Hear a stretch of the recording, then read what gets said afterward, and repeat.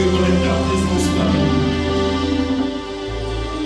Cet esprit vient au milieu de nous.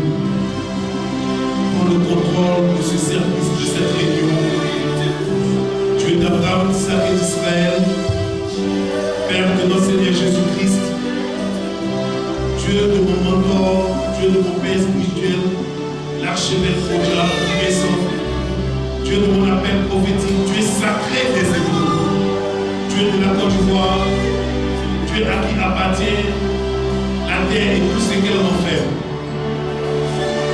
Dieu du prophète Simon, Dieu de Phrasi et Bono, Dieu d'Élie, Dieu de Daniel, Dieu de Joseph, Dieu de Moïse. Nous te présentons ces instants afin que ceci soit une alliance et dans notre monde. Plusieurs mois courus pour venir entendre ta voix. Plusieurs se sont déplacés pour venir entendre ta révélation. Père, inspire-nous par ton onction, instruis-nous par ton Esprit Saint. Que cet environnement et cette atmosphère soient dégagés.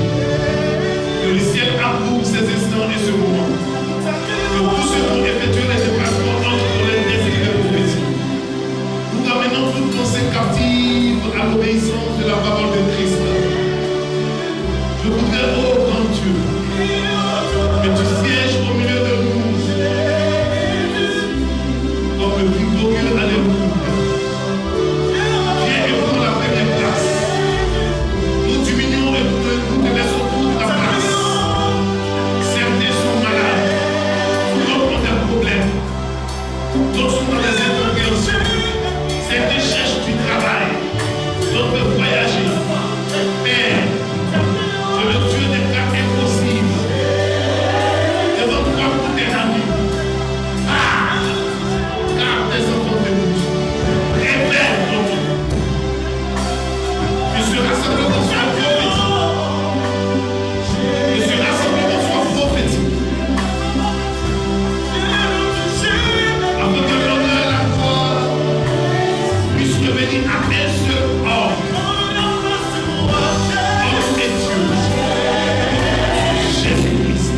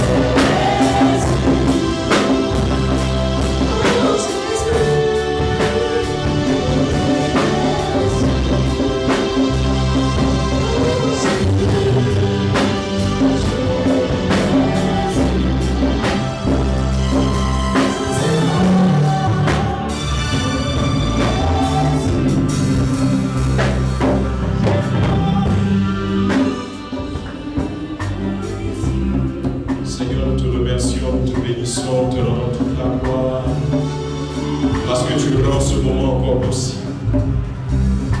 Béni sois-tu, Seigneur, parce que chaque rencontre est un transfert. Je te bénis pour le transfert divin qui se produit dans ta présence. Ce transfert où tu prends nos faiblesses et tu nous donnes ta force. Ce transfert où tu prends notre pauvreté et tu nous donnes ta richesse. Ce transfert où tu prends notre tristesse et tu nous donnes ta joie. Béni sois-tu, Seigneur. Au nom de Jésus-Christ de Nazareth, nous avons prié. Amen. Amen. Alléluia. Je veux bénir le nom du Seigneur pour cette occasion qu'il permet. Amen. Amen. Je veux bénir le Seigneur pour la présence d'Eugénie Mariou.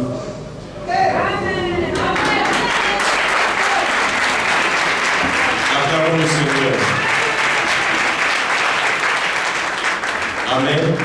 Que Dieu te bénisse. Vous savez, à chaque fois que je passe dans cette nation, j'ai un rendez-vous avec Eugénie Mariou. Ce rendez-vous n'est pas en parole, il est en action. Il suffit pour moi de m'asseoir à ses pieds et je m'assois par terre et qu'elle pose ses mains sur mes épaules. Sans parole, je sais que les choses sont déjà faites et elles sont déjà accomplies. Je veux bénir le Seigneur pour la vie de mon jumeau. Oui, heureux de le retrouver. Et je veux vous dire merci parce qu'il est un reflet de ce que vous êtes.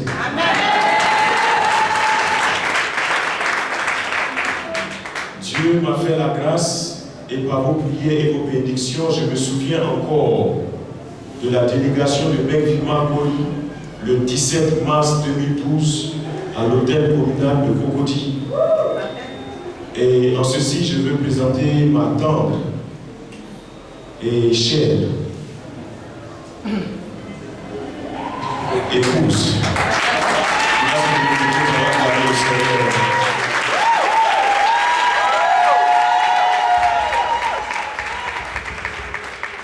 Nous ne sommes pas venus seuls, nous sommes avec la femme d'un de mes fils spirituels, la femme du pasteur Igé Sambou. Des gloires, parce que Dieu est sur votre service.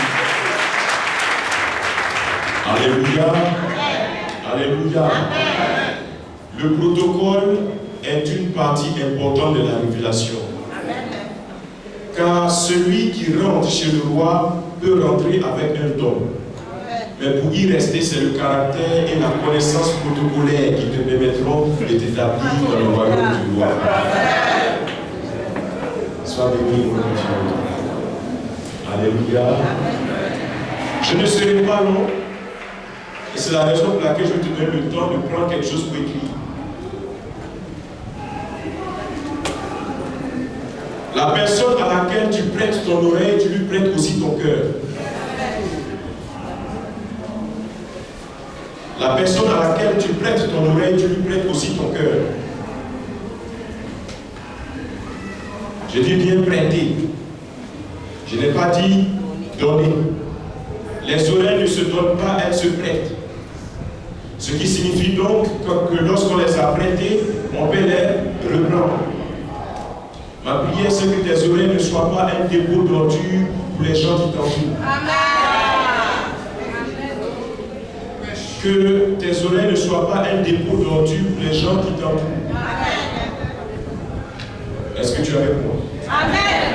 Le thème que le Seigneur a mis en mon esprit de partager avec nous aujourd'hui, c'est...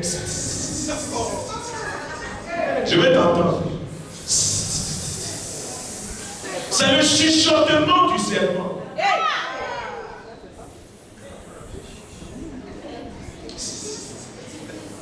Car dans la version hébreu, dans le livre de Genèse, le serpent n'a pas parlé, il a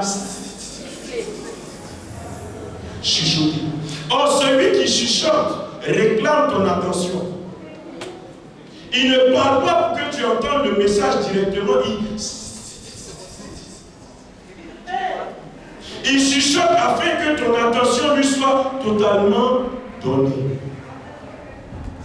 J'ai vu les photos du fruit dimanche passé. Et quand j'ai vu les photos du fruit, je me suis rendu compte que le serpent n'était pas trop loin. Là où il y a le fruit, il y a le...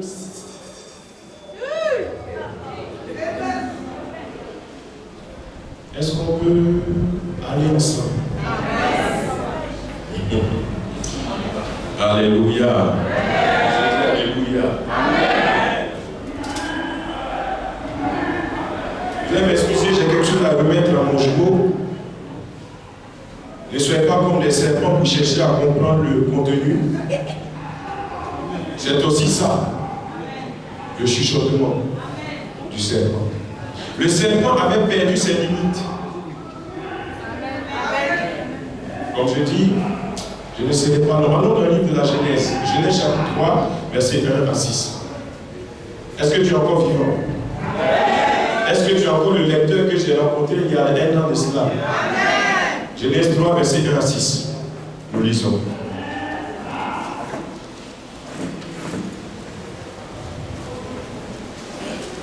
Genèse 3. Genèse 3, le verset 1 à 6. Je lis la parole de Dieu. Le serpent était le plus rusé de tous les animaux des champs. Le serpent était le plus rusé de tous les animaux des champs.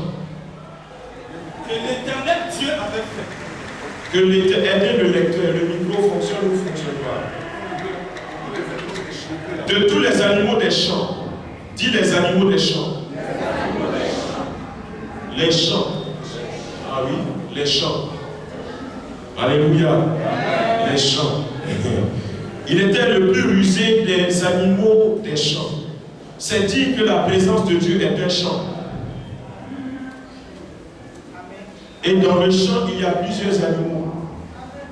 L'animal, elle n'est pas un animal physique, mais c'est un trait de caractère. Il y a des chrétiens qui sont des chiens, qui retournent à ceux qui sont déjà vomis. Il y a des chrétiens qui sont des porcs. Tu peux leur prêcher, les nettoyer, les sanctifier, mais ils retourneront dans la rue. Est-ce qu'on peut pousser? Il y a des chrétiens qui sont des éperviers. Eux, ils tuent les poussins, l'avenir, la destinée, la postérité spirituelle de la mission. Est-ce que tu es prêt?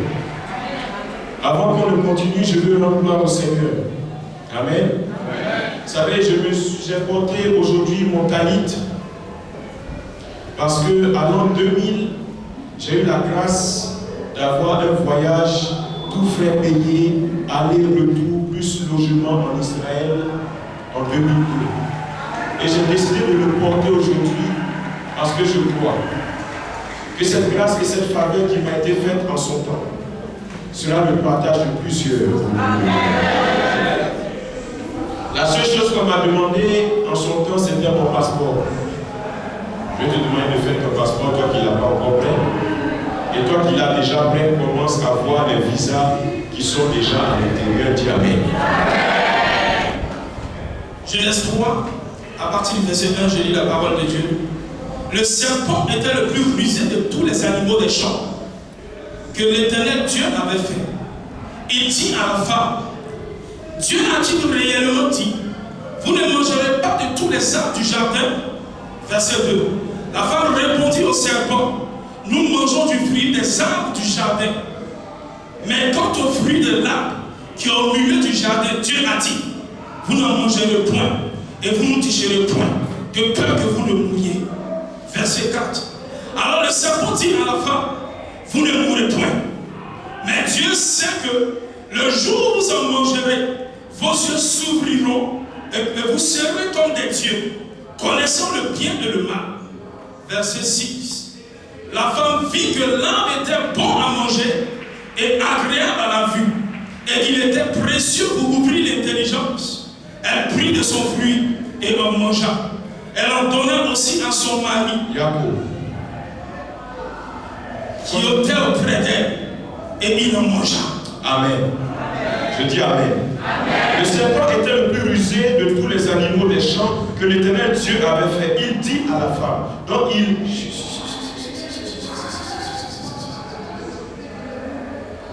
chuchota à la femme.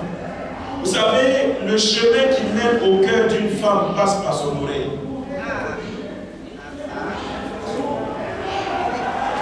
Le serpent étant le plus rusé savait quelle était la parole qui pouvait glisser ou chuchoter dans l'oreille de la femme. Dis Amen. Dis Amen.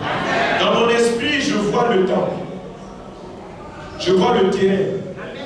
Je vois la construction. Je vois la bâtisse déjà achevée. Mais le problème c'est, qui sera dans l'arche avec Noé? Qui sera dans l'arche avec Noé? Il y a trop de chuchotements de serpents actuellement. Il y a trop de chuchotements. Vous savez, le serpent ne vient chuchoter que lorsqu'il sait que la personne qu'il vient rencontrer est sur le chemin de sa destinée. Si on vient te parler mal de ce lieu, c'est parce que dans ce lieu, il y a quelque chose que Dieu t'a destiné. Vous savez, dans ces derniers temps, on ne marche plus par complaisance. On marche par les critères. Et il y a 3 critères aujourd'hui qui vont te faire rentrer dans ta destinée. Le premier s'appelle fidélité. Dis à ton voisin, fidélité. Quand la femme a prêté son oreille au serpent, elle était déjà dans un adultère.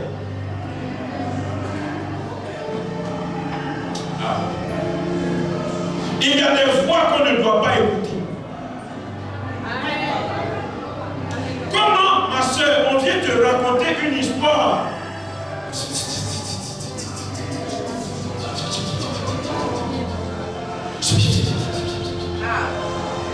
Et la personne même qui vient te raconter l'histoire en question ne peut te donner les détails. Quand tu poses la question où, comment, quand,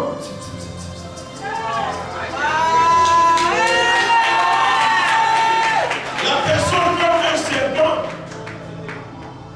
prend son chemin.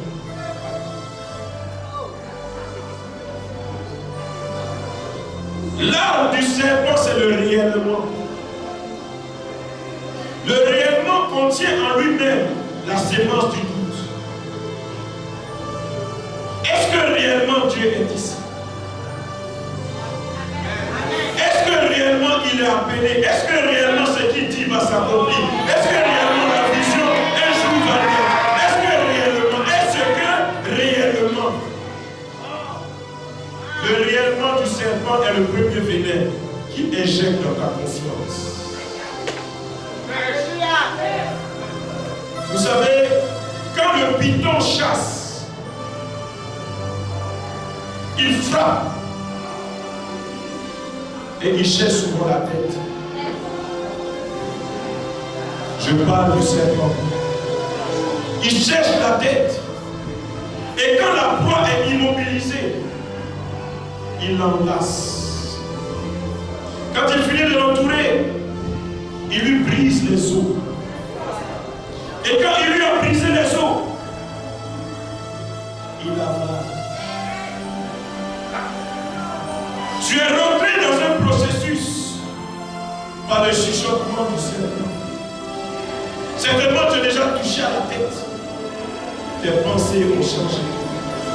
Ton zèle a disparu. Ton ardeur a disparu.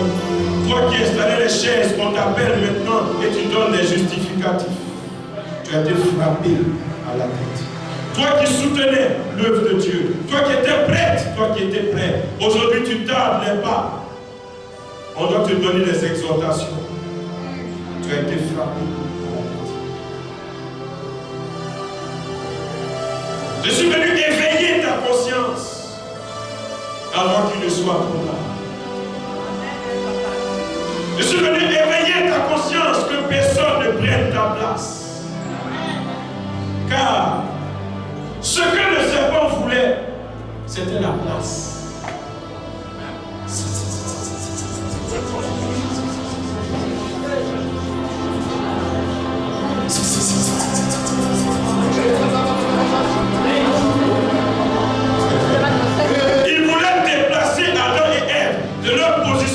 leur avait donné dans le jardin, il dit, est-ce que réellement? Est-ce que réellement la place que tu occupes dans le département, est-ce que réellement? Est-ce que réellement tu en es digne? Est-ce que réellement? Est-ce que quelqu'un d'autre ne peut pas prendre ta place et faire le travail mieux que toi? Est-ce que réellement? Est-ce que tu n'as pas d'autre chose à faire que de venir t'asseoir dans ce lieu? Est-ce que tu ne perds pas ton temps? Est-ce que réellement? Est-ce qu'il y aura encore un futur pour toi? Est-ce qu'il y aura encore un futur pour toi? Après tous ces sacrifices que tu as consentis, année après année, est-ce que réellement? Est-ce que réellement?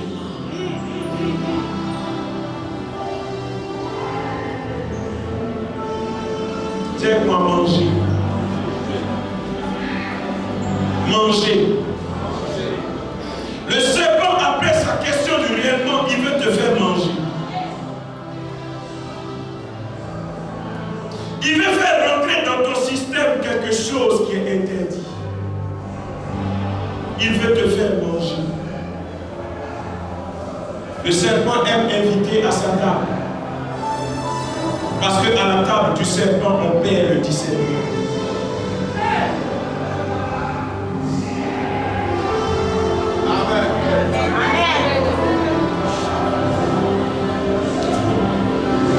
Manger. Tiens quoi manger? Manger, c'est recevoir quelque chose qui est externe à nous, à l'intérieur de nous. Il veut te faire manger une doctrine. Il veut te faire manger une vision qui est contraire à la vision de Dieu. Il veut te faire manger.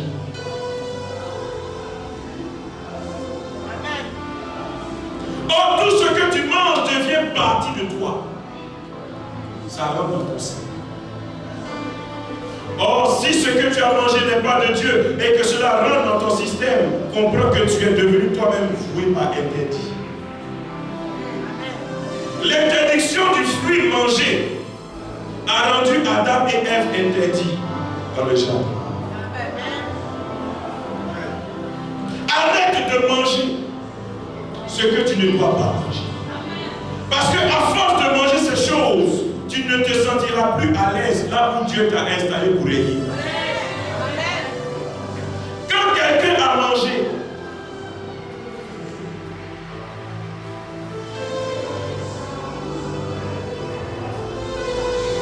quand quelqu'un a mangé, il se cache. Dieu te pose la question, où es-tu? Où es-tu, toi que j'ai établi pour régner? Où es-tu, toi qui dois prendre le mandat et courir? Où es-tu, toi qui dois prendre la relève?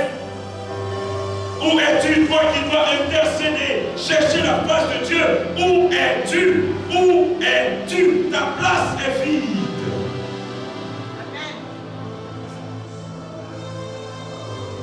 Est-ce qu'on peut continuer? Alléluia. Alléluia. J'ai une question. Pourquoi la femme n'a pas eu peur du serpent? Pourquoi la femme n'a pas eu peur du serpent? Parce qu'elle avait l'habitude de le rencontrer.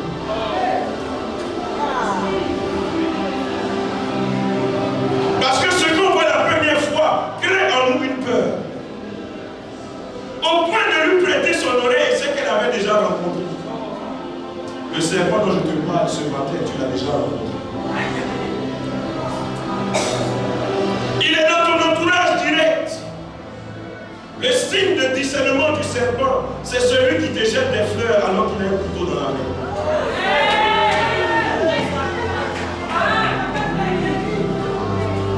Celui qui chante des louanges pour brouiller ton discernement. Je veux vous dire à quelqu'un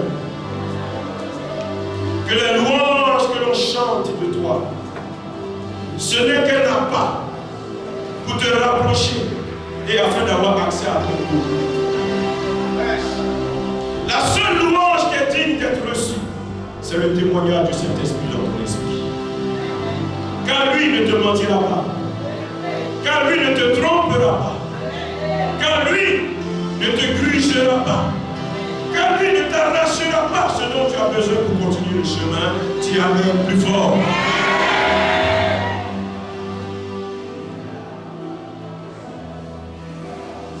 Verset 5. Mais Dieu sait que le jour où vous en mangerez, vos yeux s'ouvriront. Dis, les yeux s'ouvriront. Je vais dire à quelqu'un, il est souvent mieux que les yeux ne s'ouvrent pas. Dans la vision où tu te trouves, permets que tu sois aveugle pour que Dieu puisse te conduire. Parce que celui qui voit décide de sa destination. Adam et Ève étaient rendus aveugles selon la pensée de Dieu pour qu'ils dépendent de lui. Or, celui qui marche par la foi ne marche plus selon les circonstances, mais il marche selon la révélation que Dieu a déposée dans son esprit. Quelles qu'en soient les circonstances, quelles qu'en soient les apparences, il marche et il sait que l'Éternel est vivant, mon Rédempteur est vivant. Il me conduira, il me guidera et je rentrerai dans ma destinée. Ils étaient aveugles. Est-ce que tu peux être aveugle? Aveugle pour Dieu. Celui qui est aveugle pour Dieu, il est plus qu'un prophète pour le diable.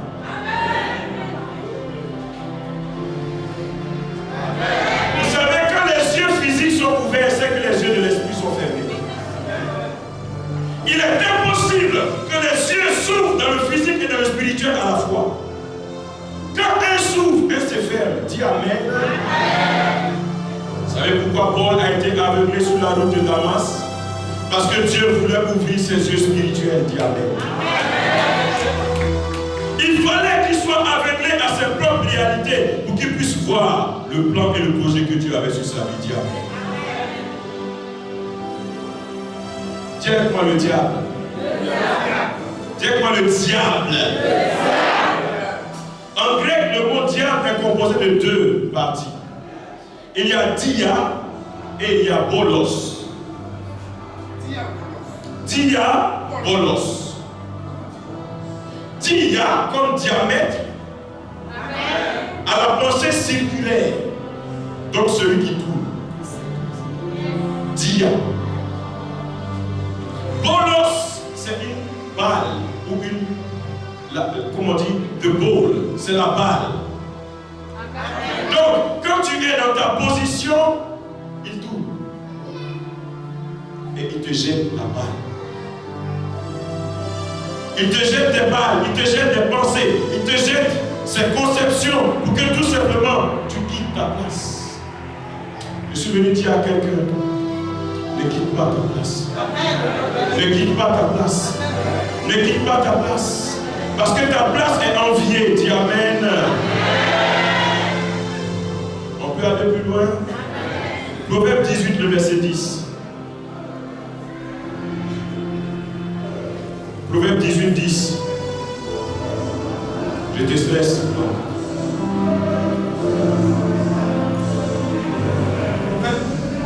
Proverbe 18, 10. Proverbe 18, 10. Le nom de l'Éternel est une tour forte. Le nom de l'Éternel est une tour forte. Oui. Le juste s'y réfugie. Le juste s'y réfugie. Dis Amen plus fort. Amen. À chaque fois que tu es en accord avec le nom de l'Éternel que tu prononces, tu es dans la forteresse. Amen. Forteresse signifie donc fortifié, intouchable. Alléluia. Amen. Et il veut te faire sortir de la forteresse. En réalité, le diable n'a pas donné le fruit à Ève. Il lui a présenté l'image. Dis à ton voisin, le péché. Oui. Dans la nature humaine, tout ce qui est interdit, c'est ce qui attire. Quand tu ne fais pas, c'est ce que tu veux faire. Le péché est doux. Si quelqu'un demande, c'est moi qui ai dit ça, j'ai dit, le péché est doux. Mais le problème, c'est que la conséquence, c'est la mort.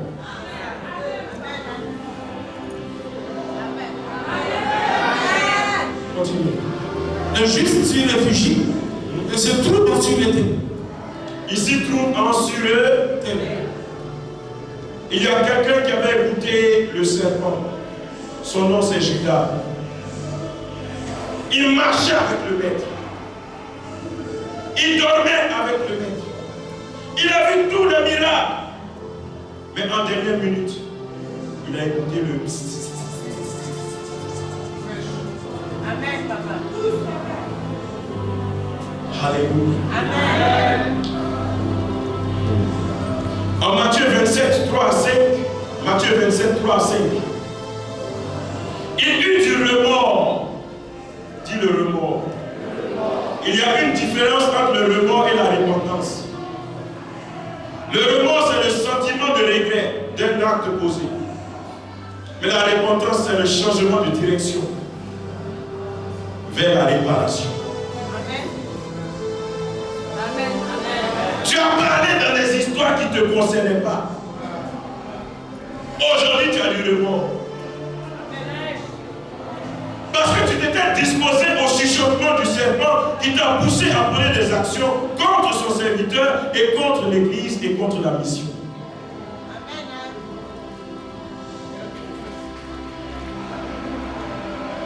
Matthieu 27, à partir du verset 3. Oui. Alors Judas, qui l'avait livré,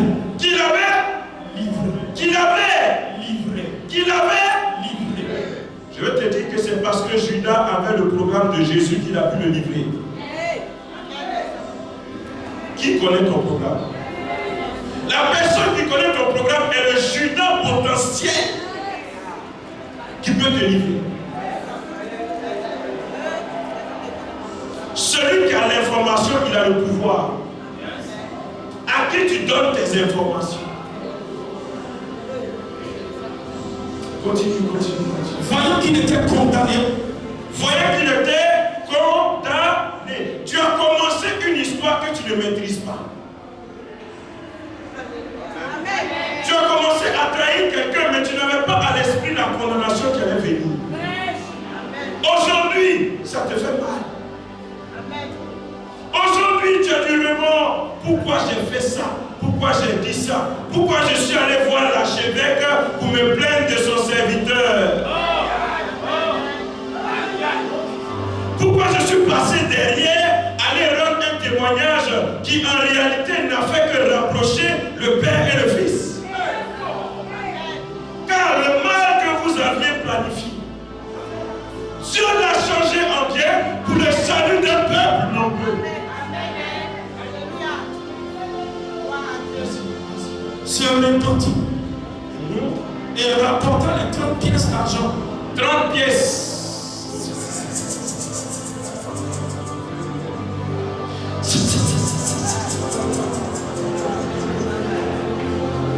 Il y a une affaire d'argent dedans.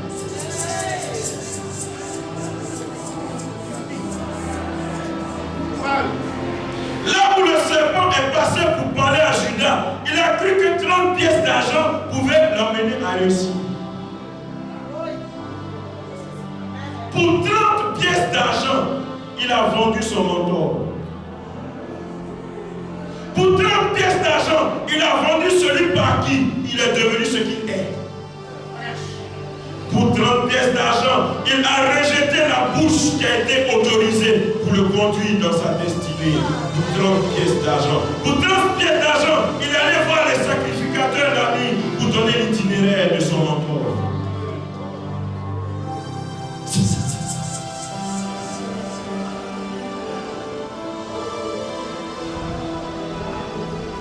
Ce que tu tiens dans ta main ne sera jamais ta récolte, parce que ça ne te suffira jamais. Tout ce que tu tiens dans ta main, qui ne peut pas être ta récolte, est donc ta sémence.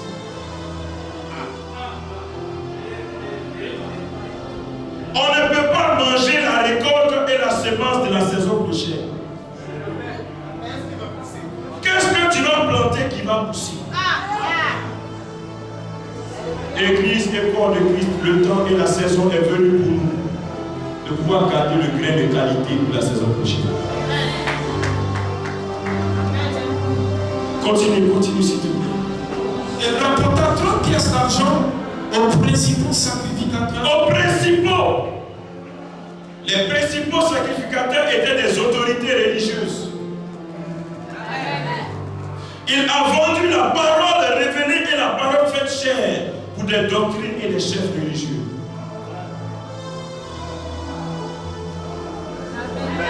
Il a vendu la révélation prophétique annoncée depuis le livre de Genèse. Dans pièce d'argent. Tu as vendu ton droit d'aînesse. Parce que ton petit frère a plus d'argent que toi.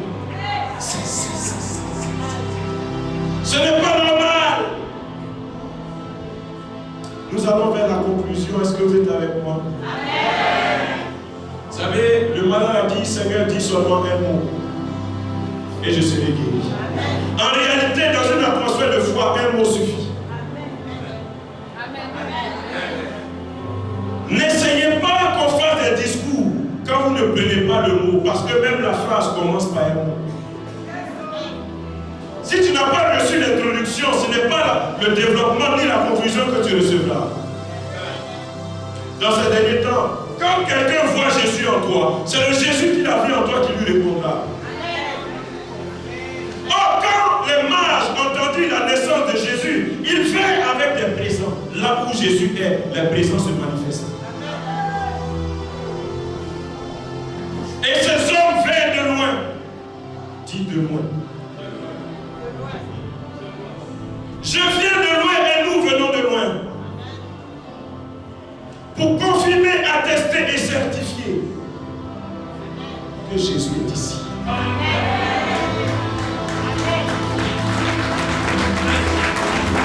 Le plus grand moyen d'aveugler un visionnaire, c'est de l'amener au point de se satisfaire. Le jour où tu seras satisfait, ta marche se sera arrêtée.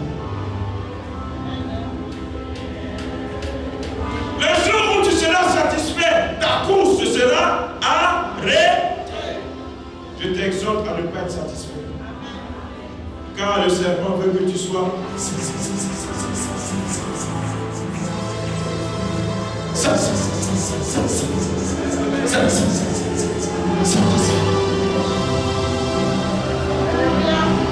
le ventre qui n'a faim ne peut manger.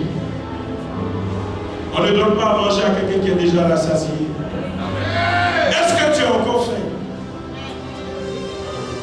L'espace que tu libères dans ton estomac détermine la quantité que tu vas manger. Est-ce qu'on peut terminer? Genèse 45, 26 à 28.